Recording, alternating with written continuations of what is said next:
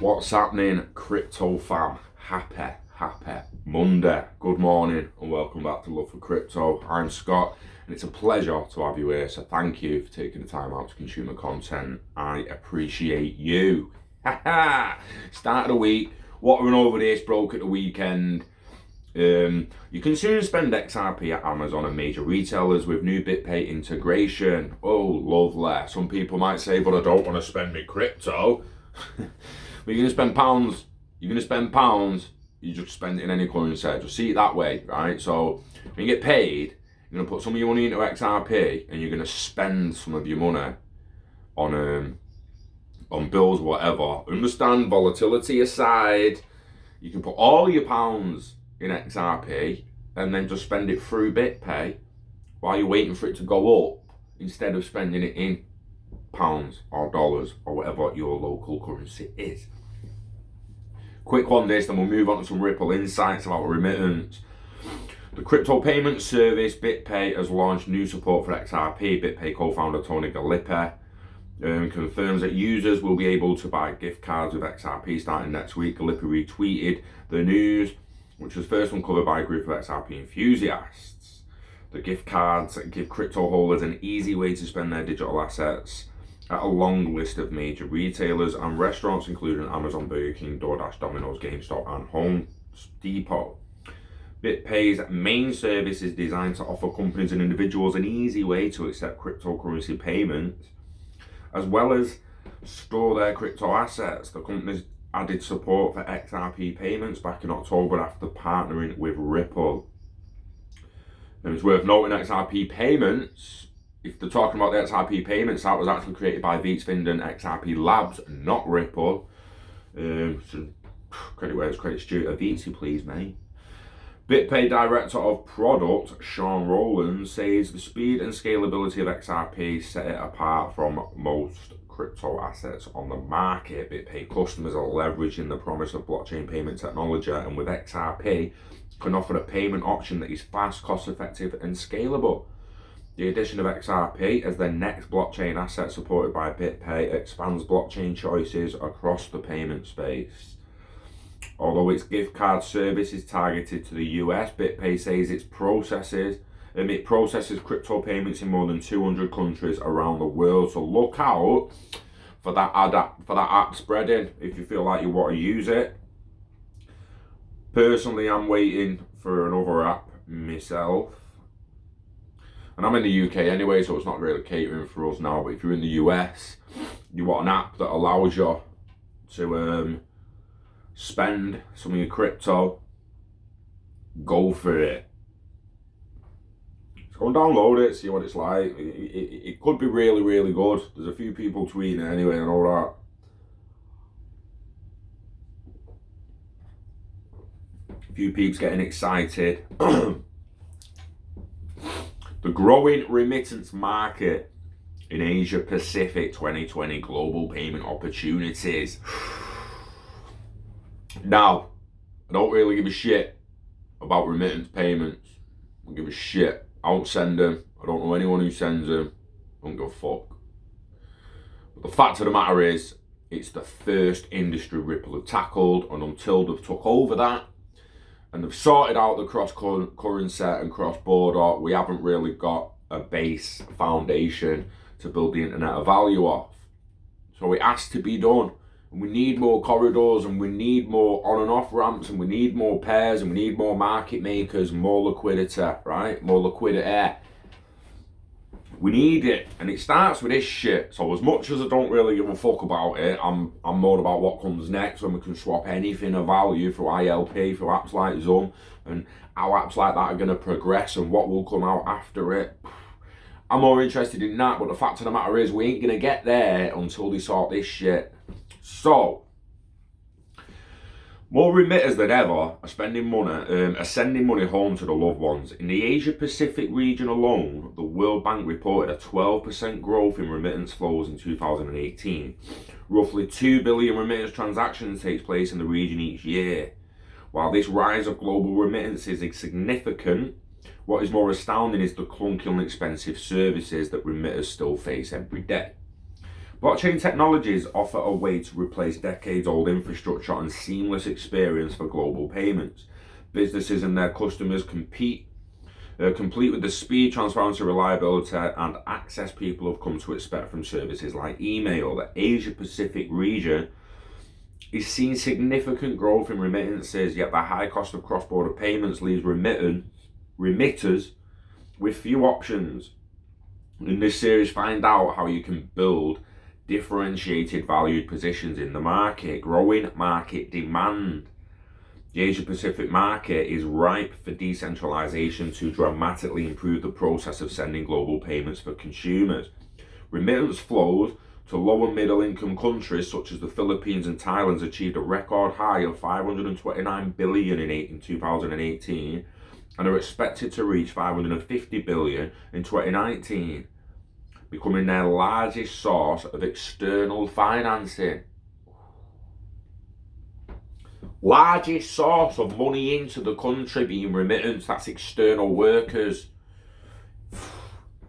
The Philippines specifically is the third largest remittance receiving country in the world with more than 10 million Filipinos working abroad. There was a massive inflow of remittances from workers sending their earnings home. Remittance inflows fuel the country's consumer spending, solidify its foreign currency reserves, and promote local investment in a nation that still has a major rural population. Conversely, the stronger Australian and Thai economies attract a significant number of migrant workers who send transfers to the home countries on a routine basis. Australia's remittance outflows of $7.2 billion totaled 0.5% of the country's GDP in 2018. Rather than service as a net recipient of remittances, Australia is a net sender of remittances to China, India, Vietnam, the United Kingdom, and the Philippines. Similar to Australia, Thailand has become a major destination for foreign workers who are seeking more stable employment. However, Thailand is also rapidly developing as a nation. As such, the country's remittance picture is more balanced than in Australia and in the Philippines, with an estimated remittance inflows of $7.5 billion in 2018, set against outflows of $4.9 billion. The market opportunity in these three countries is only expected to grow over the next 5 years. In October 2019, MarketWatch report estimated that the Asia-Pacific region digital transfer and remittance market will experience a compound annual growth rate of 24.2% from 2018 until 2025. Big numbers throwing out here. How many times have we said 2025 onwards? Just wanted to make sure you heard that.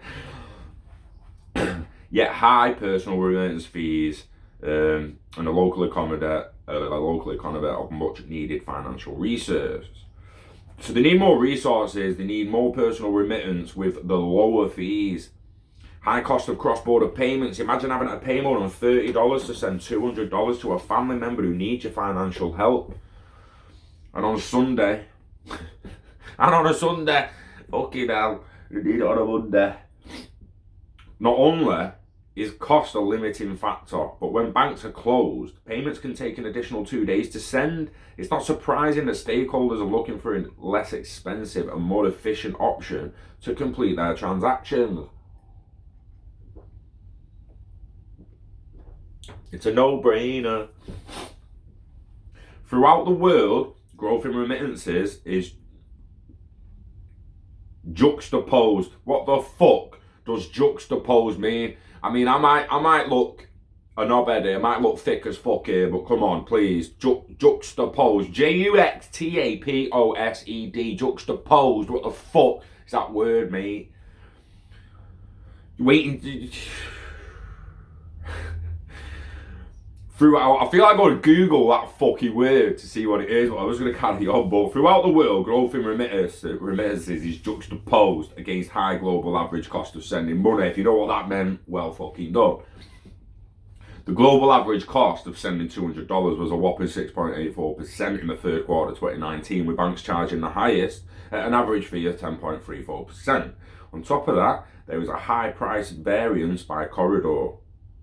While some corridors are more cost effective, other ones remain stubbornly high. Some of the highest cost remittance Asia Pacific corridors include Thailand, Indonesia, Thailand to Vietnam, Thailand to Laos, PDR, and Thailand to China. And all those corridors remain speeds exceeded 10% in 2018.